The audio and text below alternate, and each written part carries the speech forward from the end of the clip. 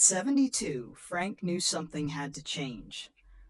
Once a lively man with a booming laugh and love for the outdoors, he'd become withdrawn, tired, and plagued by little health problems that added up to a big mess. His daughter, Emily, had been worried for months. Finally, one rainy Sunday, she sat him down at the kitchen table and said gently, "Dad, you're not yourself. Maybe it's time to look at what's really going on." Reluctantly, Frank agreed. With her help, they uncovered what Emily called the dirty dozen, 12 mistakes he'd been making without even realizing it. 1. Skipping regular checkups. Frank hadn't seen a doctor in over 3 years. "If it ain't broke, don't fix it," he used to say. But high blood pressure and prediabetes were silently brewing. A simple appointment changed his whole trajectory. 2. Poor hydration. Frank barely drank water. Coffee and soda ruled his day. "Water's boring," he claimed, until chronic fatigue and joint pain made him rethink it. 3. Ignoring sleep issues.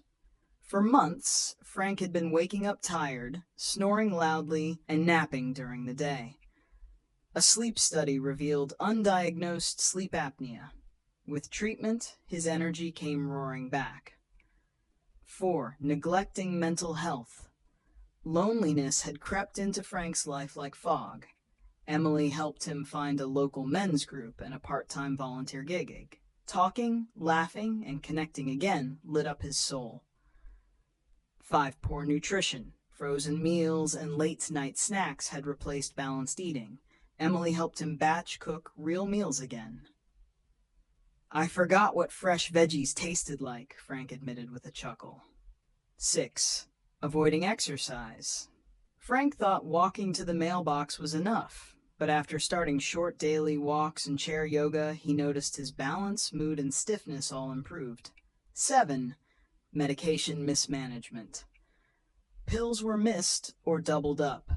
Emily created a daily organizer and got his doctor to simplify his routine. 8. Isolating socially. After his wife passed, Frank withdrew. But a simple invitation to his neighbor's weekly card game changed that.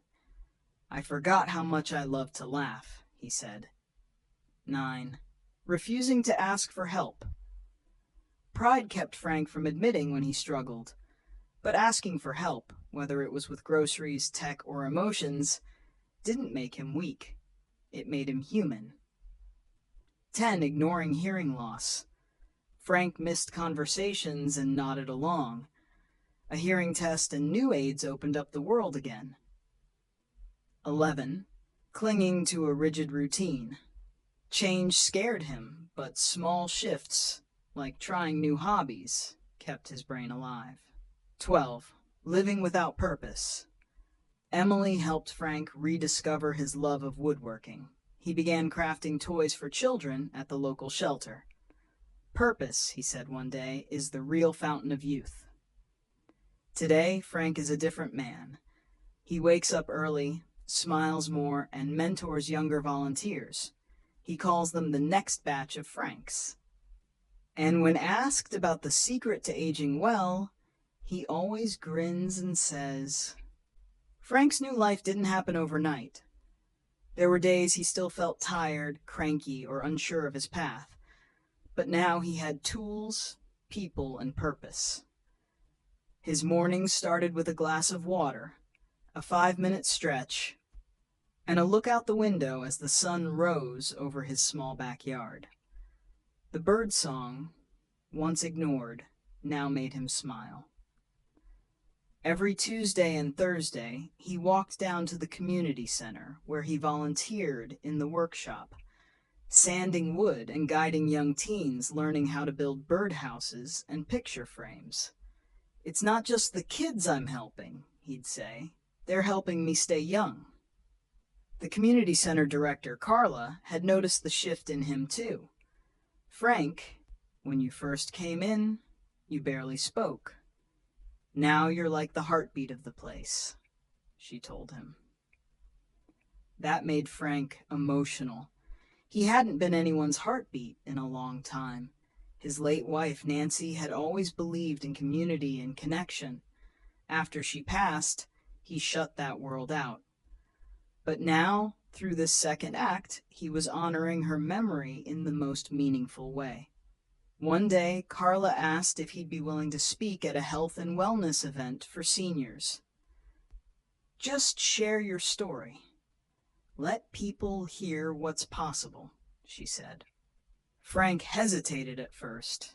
He wasn't used to public speaking, but decided to do it. If even one person hears something that makes them change course, it's worth it, he told Emily. The day of the event, he stood in front of a room of nearly 100 people. Some were using walkers, some were there with family, and others, like him, were just trying to figure out how to live better. He shared his dirty dozen, those 12 mistakes that almost stole his joy and his health, and how he tackled each one, slowly but steadily. He spoke about the fear of change, the resistance to asking for help, and the strange freedom that comes from letting go of pride. I thought I was too old to change, he said, but it turns out I was just old enough to realize I had to. After the talk, a few people lined up to shake his hand. One woman said, "I'm 84, and I thought it was too late for me. You gave me hope." Another man, a widower like Frank, asked if they could meet for coffee. The connections kept growing. Frank became something of a local advocate for healthy aging. He started a weekly group called Second Wind, where older adults met to share struggles, swap health tips, and rediscover passions. The community began to shift, not just with him, but around him. More people scheduled checkups, joined walking clubs, learned how to manage their medications, or just started talking more honestly about getting older. For Frank, the biggest surprise wasn't how much better he felt. It was how much life was still waiting for him, even after years of decline. He hadn't just avoided mistakes, he'd turned them into stepping stones. And that, he believed, was the real key to growing old with health and happiness. Would you? One quiet evening, Frank sat on his porch, the same spot where he'd once felt the weight of aging settle in his bones. Now the sunset felt like a promise, not a goodbye.